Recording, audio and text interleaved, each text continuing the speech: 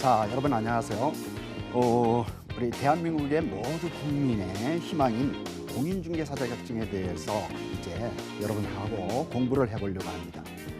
사실 이 공인중개사 자격증 진짜 어떻게 보면 국민들의 로망이죠. 그러한 자격증들을 우리가 어떻게 취득을 하고 그런 자격증을 갖고 우리가 중개업 현장에서 어떻게 써야 되는지, 또 중개사 자격증은 어떻게 해서 우리가 접근할 수 있고 합격할 수 있는지, 또 시험의 취지들은 어떤 것들이 났었는지, 이런 시간을 이제 같이 해볼 겁니다. 자, 그러면요, 이제 본 강의에 들어가기 전에 공인중개사 자격증에 대해서 잠깐 우리 같이 고민을 해볼게요. 공인중개사 자격증은요, 1985년 공인중개사 자격증 제도에 의해서 1985년 제1회 시험부터 벌써 작년 됐죠. 2019년까지 30회 시험을 봤습니다. 그래서 그 30회 시험에서 전국에 어느 정도의 시험을 봤느냐면 250만 명 정도의 시험을 받고 그중에 합격자가 지금 45만 명 정도 있거든요. 그래서 이런 자격증자들이 과연 어떠한 업을 할 것인가, 바로 이런 것들을 우리가 이제 이번 시간에 이제 고민을 해보는 거죠. 그러면 개업공인중개사 중개업이란 뭐냐는 거죠. 그래서 이번 시간에 어떤 부분들을 공부해 보냐면 중개업이란 뭐냐, 그리고 중개업 시장은 어떤 시장을 갖고 있느냐, 그 중개업 시장의 변화, 그래서 중개업법이 공인중개사법으로 바뀌는 그 우리가 히스토리를 보자는 얘기죠. 그 다음에 공인중개사법의 목적을 같이 공부해 보자는 얘기죠. 그래서 이제 다시 돌아온다면 왜 공인중개사 우리가 그렇게 열망하느냐는 거죠. 바로 직장이 아니라 직업을 갖는다는 거죠. 직장이면 어때요? 근무에 연한이 있다는 거예요. 근데 직업이라는 말은 뭐예요? 공인중개사 자격증을 따고 어느 일정의 교육을 받으면 개업을 할 수 있고 자기의 능력에 따라서 평생 할 수 있다는 거죠. 그래서 평생 직업으로서 우리가 공인중개사 자격증 따야 되겠다는 생각을 갖고요. 그 다음에 이제 부동산 전문가가 될 수 있다는 거죠. 부동산 전문가 상당하죠, 사실. 그래서 부동산 전문가로서 우리가 고객, 즉 매도인과 매수인, 임대인과 임차인을 우리가 중개시킨다는 거죠. 그래서 여러분들이 이제 중개사 자격증만이 생각할 게 아니라 중개사 자격증을 땄을 때 우리가 어떻게 발전을 하고 내가 성공할 수 있느냐, 이런 고민도 바로 진정한 부동산 전문가가 되느냐 안 되느냐의 부분들이라는 거죠. 자, 그래서 중개업이라는 뭐냐는 거죠. 우리가 부동산 중개업이다. 자, 중개업이란 바로 이렇게 나와 있듯이 타인의 의뢰에 의해서 일정한 보수를 받고 중개를 업으로 하는 것을 말한다. 이게 중개업이라는 거죠. 그래서 중개업을 하기 위해서는 공인중개사법에 따른 개설 등록의 중개사가 돼야 된다. 그래서 아까 개업공인중개사라는 말이 맞다는 거죠. 중개업은 누가 하느냐? 공인중개사, 중개업자가 아니라는 거죠. 개업공인중개사다. 자, 그러면 여기에서 중개업이라는 얘기가 엄청나게 중요합니다. 중개와 중개업이 다르다는 거죠. 우리 중개는 말 그대로 알선 하는 거거든요. 근데 중개업이란 뭐냐? 이제 여러분들이 나중에 공인중개사 시험 공부를 하면요, 중개업이란 나올 거예요. 중개와 중개업의 차이점. 이따가 용어 정리에서도 다시 해드리겠지만, 중개업이란 타인의 의뢰가 있어야 된다. 타인, 다른 사람의 의뢰가 있을 때 일정한 보수를 받고 그거를 업으로 한다. 업이라는 건 뭐예요? 계속적으로 한다는 얘기죠. 그러니까 중개는 누구든 할 수 있겠죠. 그렇죠. 일회성이면 시험에 나오죠. 1회만 했을 때 이게 중개업이냐 아니냐의 부분들이 나온다는 거죠. 그래서 이때 여러분이 같이 익혀놓으시면 된다는 거죠. 그래서 중개란 한 번 하고 이런 게 중개가 아니다. 타인에 의해서 다른 사람, 즉 매도인과 매수인, 매도인이 와서 어떤 집을 매수하게끔 해달라. 아니면 매수자가 어떤 집을 매수하게, 아니면 매도자는 매도하게끔 팔아달라, 사달라, 이런 거라는 거죠. 임대차에 들어가서는 어때요? 임대인이 내 집을 임대 놔달라.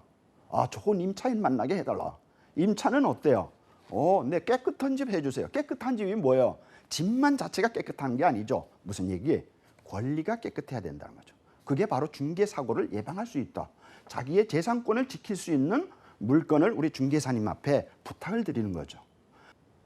그러면 그러한 중개업은 어떻게 하느냐? 공인중개사 자격증만 따면 할 수 있느냐? 그건 아니라는 거죠. 어떻게 해요? 그렇죠? 실무교육을 받아야 된다는 거죠. 그래서 여러분들이 적극적으로 노력을 해서 중개사 자격증을 따면 이제 실무교육이라는 나흘간의 교육을 받게 되죠.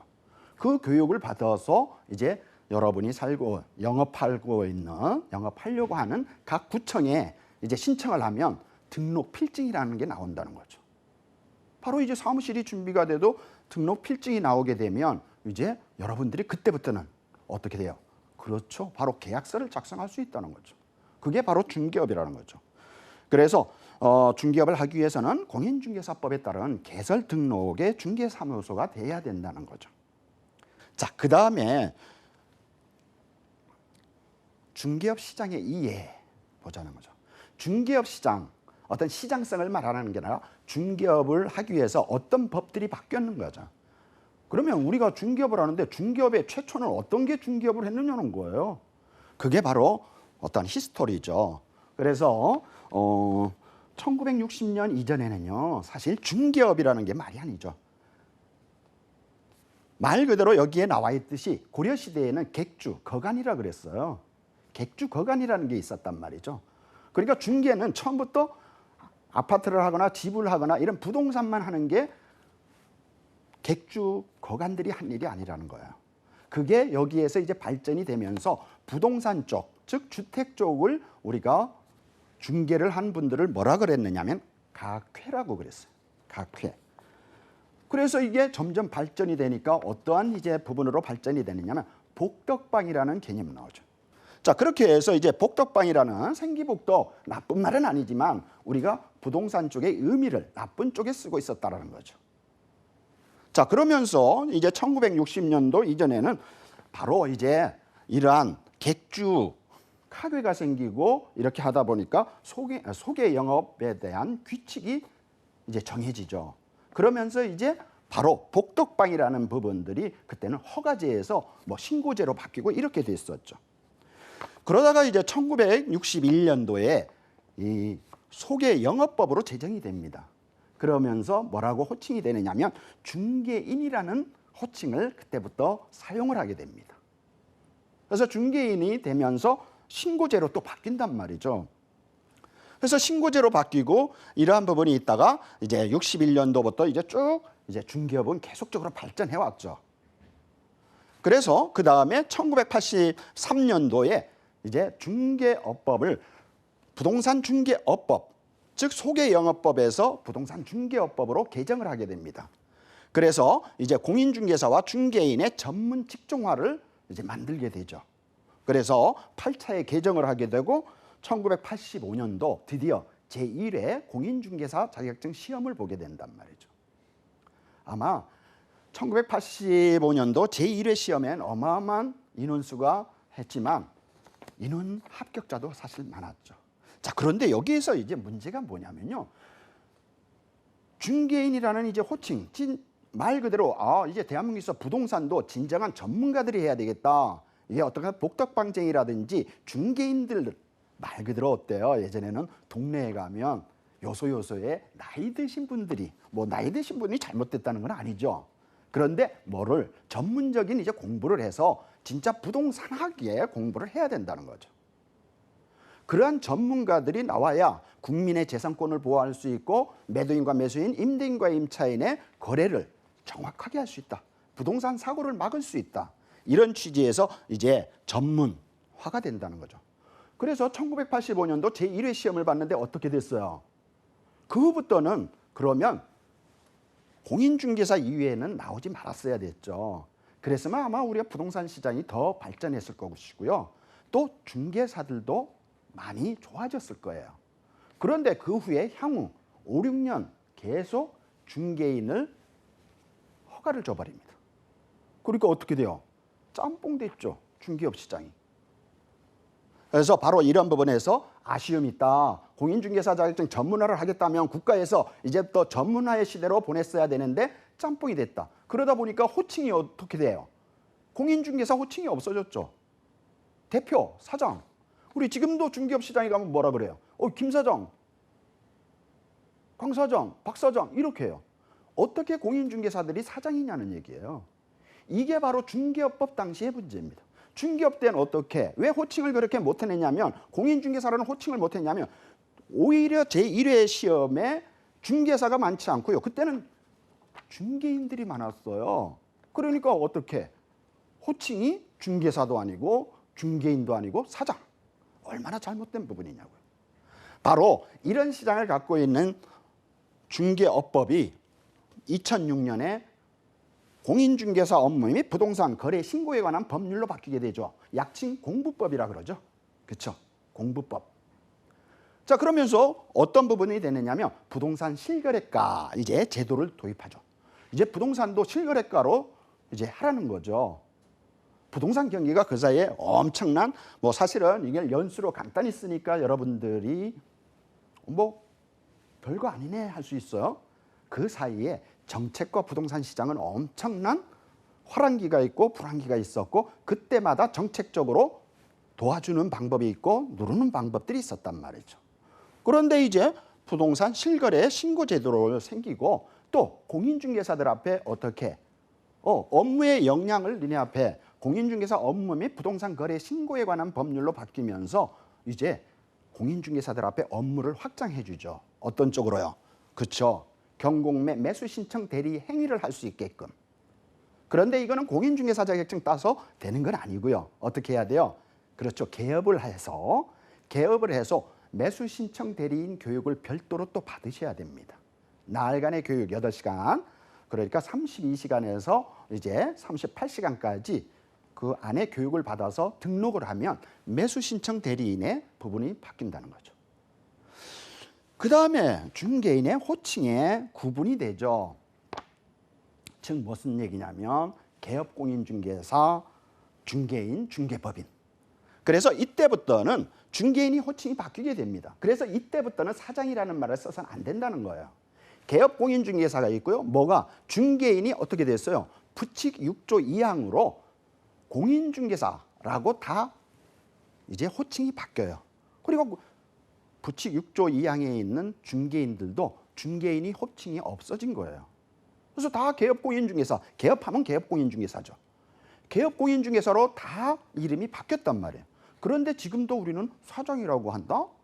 이건 참 문제가 있다. 이건 우리가 중개업 시장에서 빨리 바꿔야 될 부분이고 그에 따라서 우리 중개사님도 진짜 자격증만이 아니라 전문화된 우리 고객이 중개사님을 믿을 수 있는 충분한 역량이 있어야 된다. 그 역량은 나중에 여러분들이 자격증 딴 이후에도 제가 어떤 강의를 하겠지만 자격증만이 아니라 중개업을 하려면 더 많은 공부들을 해야 된다. 바로 이런 부분이죠. 그래서 이제 개업공인중개사 중개법인으로 이제 바뀌게 되죠. 그 다음에 이제 2014년에 바로 공인중개사 업무 및 부동산 신고에 관한 거래 신고에 관한 법률이 뭘로 바뀌느냐면 공인중개사법하고 부동산 거래 신고에 관한 법률로 분리가 됩니다. 그래서 이제는 진정한 공인중개사법으로 탄생이 되죠. 이게 어떻게 보면 이제 진짜의 공인중개사들 앞에 당당한 제도가 생기는 거죠.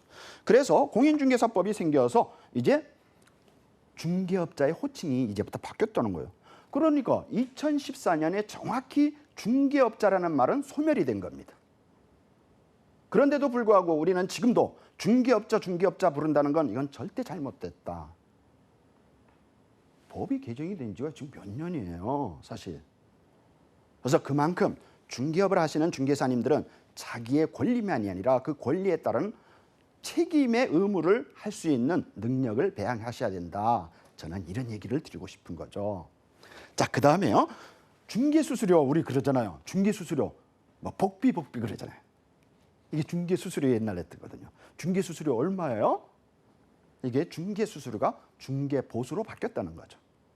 그래서 중개보수로 이제 중개보수가 얼마냐 이런 얘기를 해야 되겠죠. 자, 그렇게 해서 중개업 시장의 이해를 우리가 봤다는 거죠. 자, 그 다음에는요. 공인중개사법으로 바뀌었다는데 그럼 공인중개사법의 목적은 뭐냐는 거죠. 2014년에 공인중개사법이 바뀌었죠. 바뀌면서 공인중개사법의 목적은 직접 목적과 간접 목적이 있다는 거죠. 그 직접 목적은 뭐냐면 공인중개사 업무 등에 관한 사항에 대해서 그 전문성을 제고해야 된다. 그러니까 아까 저는 미리 얘기 드렸죠. 뭐라 그랬어요, 여러분? 맞죠? 공인중개사 자격증만이 전부 중개업을 할 수 있는 능력이 있는 게 아니다. 자격은 제가 항상 나중에 여러분들이 실무 교육을 오면 제하고 이제 제 앞에 교육도 받을 수 있을 거예요. 제가 합격자들이 얼마나 희망에 차 있느냐면 자격증만 따면 이게 다 끝난 줄 아는 거예요. 근데 아니죠. 중개업 현장에 가보시죠. 능력이 있어야 합니다. 그 능력이라는 말이 바꿔 말하면 전문성을 제고하게끔 그 전문적인 시각과 역량이 있어야 된다는 거죠. 그 역량을 우리가 중개사의 업무에 관한 사항을 제고하겠다는 거죠. 그래서 전문성을 길러라. 그래서 저는 항상 여러분 중개사님들 앞에 그런 얘기하죠. 부동산 전문가가 돼야 된다고. 자격증에 의한 중개사님이 아니라 전문가적인 중개사님이 돼야 된다. 그게 우리의 목표자. 진짜 우리가 대국민 서비스를 할 수 있는 부분이죠. 그게 결과적으로 궁극적인 목표로 나타나는 거죠. 그 다음에 이제 두 번째가 부동산 중개업을 건전하게 육성하는 것이죠. 공인중개사법을 만든 목적. 그런데 이게 중개업법 당시에는요. 뭐라고 되어 있느냐면 부동산 중개업을 건전하게 지도 육성하는 것이라 했었어요. 그래서 시험에도 나왔었어요. 뭐를 빻어요? 뭐가 바뀌었어요? 그렇죠. 지도가 빠진 거예요. 예전에는 무슨 얘기냐? 행정관청에서 와서 중개사님들 지도도 했다는 거죠. 그런데 잘못해서 뭐라 그래요? 지도 나오면 단속 나왔다 그러죠. 그래서 문 닫고 뭐라 그러는 거예요? 좋은 말로 도망가자 그러죠. 왜 도망가시냐고요? 그만큼 역량 키우셔야 돼요. 그런데 지금은 지도라는 말이 빠졌다는 거예요. 그래서 부동산 중개업을 건전하게 육성시키자는 거죠. 그 궁극적인 목표가 뭐냐? 국민 경제에 이바지하자는 거죠. 국민 경제. 그래서 중개업을 공인중개사법으로 하면서 중개는 결과적으로 국민 경제에 이바지하자. 가장 중요한 말이죠. 국민 경제. 왜? 부동산 거래를 했는데 사고를 해보시죠. 그러한 부분 때문에 우리는 중개업에서 뭐를 하느냐면 권리 분석이라는 부분을 하게 되고 물건 분석이라는 걸 하게 되고 현황 조사를 하게 된단 말이죠. 또 그거에 따라서 뭐가 바뀌었어요? 그렇죠. 중개 대상물 확인 설명 교부의 일들이 생겼단 말이에요. 그 중개 대상물에서 어떤 부분들이 문제가 있고 없다는 것까지 이제 하면서 중개업이 발전을 하면 결론적으로 뭐냐? 국민 경제가 발전이 된다는 거죠. 그러니까 우리의 고객과 중개사님들이 같이 우리가 국민 경제에 이바지하는 그런 측면에서 우리가 발전해야 되겠다. 이렇게 볼 수 있겠죠. 그 다음에 공인중개사법의 법적 성질이죠. 자, 이 부분은요. 법적 성질, 공인중개사법은 어떤 법적 성질을 갖고 있어서 우리가 중개사 시험 볼 때 이런 과목들을 왜 보느냐를 미리 알아볼 수 있는 부분이세요. 그래서 첫 번째가 중간법적 성격을 띠고 있다. 중간법적. 그 다음에 이제 두 번째가 부동산 중개업에 관한 특별법적 성격을 띠고 있다. 그 다음 세 번째가 상법의 총칙편을 적용을 한다는 거죠. 상법의 총칙편을 적용한다. 그 다음에 사법에 관해서는 민법의 일반법적인 부분을 적용한다는 거죠. 그래서 대표적으로 이 네 가지를 우리가 총칭을 하는데 이걸 좀 더 세부적으로 좀 보자는 얘기죠. 자, 그 첫 번째가 뭐냐면 중간법적 성격이라는 거죠. 공인중개사법은 공법적 성격을 지니고 있다. 지닌 조문과 사법적 성격을 지닌 조문이 혼재되어 있다. 합쳐져 있다는 거죠. 그래서 전체적으로 볼 때는 중간법적 성격을 띠고 있다. 그래서 우리 그 공인중개사 시험 볼 때 뭐예요? 공법도 보잖아요. 그렇죠? 공법 보고요. 사법. 우리 사법 공부하잖아요. 민법과 민사특별법. 그래서 여러분들이 우리가 공인중개사법의 법적 성질에 근거로 해서 중개사 시험에 과목이 정해지는 거구나. 벌써 감 잡을 수 있다는 거죠. 그래서 다시 한번 공인중개사법은 공법적 성격과 사법적 성격을 혼재돼 있어서 결론적으로 중간법적인 그 성격을 띠고 있다. 그래서 사실은요, 공인중개사 즉 부동산학과를 여러분들이 한번 생각해 보자고요. 우리 대한민국에 있는 부동산학과고요. 학과가 공법을 이용하는 공과 쪽에 부동산학과가 있는 데가 있고요. 아니면 문과 쪽에가 있는 데가 있어요. 그래서 왜 부동산학과가 문과가 아닌 다른 과에 있을까? 이런 부분들이 바로 공법적 성격을 갖고 있다. 이런 측면에서 이제 볼 수 있죠. 뭐 공법도 많잖아요. 지적법도 뭐 다 일종의 그런 쪽이고, 그렇죠? 그런 부분에서 이제 생각을 하고요. 그래서 중간법적인 특성을 갖고 있고, 그래서 즉 공인중개사법은 공공의 이익을 위해서 개업공인중개사 행위를 규율한다는 점에 착안해서 공인중개사법이 사회법적인 일종이다. 사회법적 일종이다. 우리가 그렇게 볼 수 있을 겁니다. 그래서 중간법적 성격을 띠고 있다. 이렇게 볼 수 있죠. 그 다음에 공인중개사의 법적 성질 두 번째가 중개업자에 관한 특별법적 성격을 가지고 있다. 자, 여러분, 특별법은 여러분 나중에 임대차법을 하다 보면 민법에 대한 특별법이다. 임대차법이 그 특별법이란 어떻게 보면 상위법이라고 봐야 된다는 거죠. 나중에 이제 여러분들이 이 특별법이 많이 나오는데 그 특별법이라는 뜻은 그 법보다 위에 있다 이렇게 보시면 된다는 거죠. 그래서 부동산 중개에 관한 특별법적 성격을 띠고 있다. 그리고 공인중개사법은 민법의 관계에서는 특별법죠. 그리고 공인중개사법, 민법 이런 특별법적 성격을 지니고 있어서 중개업에 관한 기본법적 지위를 가지고 있는 법률이라 할 수 있다. 그 얘기가 뭐냐면 이런 얘기죠. 중개계약이나 개업공인중개사의 손해배상 책임 등은 개업공인중개사와 의뢰인 간의 관계를 규율하고 또 사법관계의 성질도 가지고 있지만 상법과의 관계에서도 역시 특별법적인 성격을 갖고 있다. 자, 이게 무슨 얘기냐면요. 이런 거죠. 중개계약이나 개업공인중개사 손해배상 책임. 자, 우리가 중개계약을 하게 되면 중개계약하기 전에 이런 거죠. 여러분들이 이제 자격증을 따고 개업을 하게 되면 손해배상, 우리가 고객에 대한 손해배상을 하게 된단 말이죠. 그래서 뭐를 하게 돼요? 그렇죠. 공제 같은 거를 가입하게 되죠. 뭐 협회공제라든지 보증보험 공제 이런 게 있죠. 그래서 그 공제가 가입이 돼야 등록증이 나온단 말이죠. 그 이유는 뭐냐면 매도인과 매수인, 임대인과 임차인의 우리는 타인에 의해서 우리가 중개업을 하기 때문에 다른 사람의 의뢰에 의해서 했을 때 벌써 그 의뢰는 위임사무를 본다는 거죠. 맞죠? 위임사무이기 때문에 우리가 뭐가 발생이 돼요? 성관주의 의무가 발생이 된다는 거죠. 그래서 성관주의 의무 많이 공부를 하셔야 돼요, 사실은. 그래서 성관주의 의무에 따라서 우리가 만약에 여러분이 계약한 부분이 사고가 나게 되면 어떻게 돼요? 손해배상의 책임을 진단 말이죠. 그래서 나중에 공부를 하게 되면 중개업에 가게 되면 우리가 공인중개사법만 아니라 대법원에서는 공인중개사법 이외의 쪽에서도 책임을 묻는다는 거죠.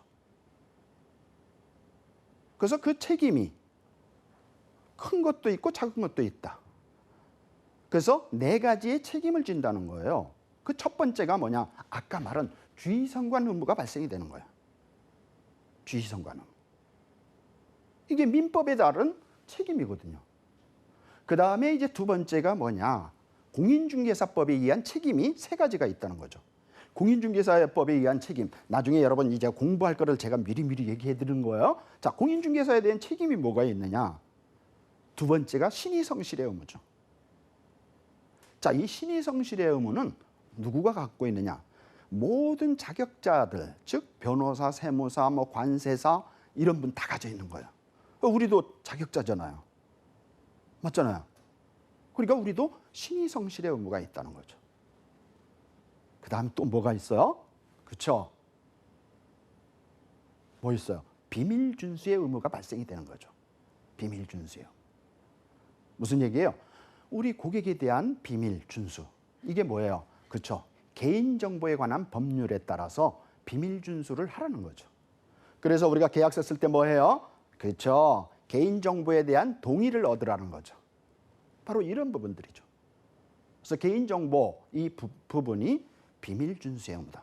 그래서 비밀 준수의 의무 조심해야죠. 예전에 중개업에서 어땠어요? 계약서 쓰면 이삿짐 센터라든지 이런데 계약자 전화번호 주셨잖아요. 지금 어때요? 전혀 없어진단 말이에요. 그게 다 비밀 유지에 저촉이 된다는 거죠. 그래서 지금 이제 그런 거 다 없어졌죠. 옛날 시대죠, 사실. 그게 바로 중개업 시대라는 거죠. 지금은 공인중개사법에 의해서는 전혀 그런 부분들이 없다. 이렇게 볼 수 있죠. 그 다음 네 번째가 뭐냐면 바로 중개대상물 확인 설명 작성 교부의 의무입니다.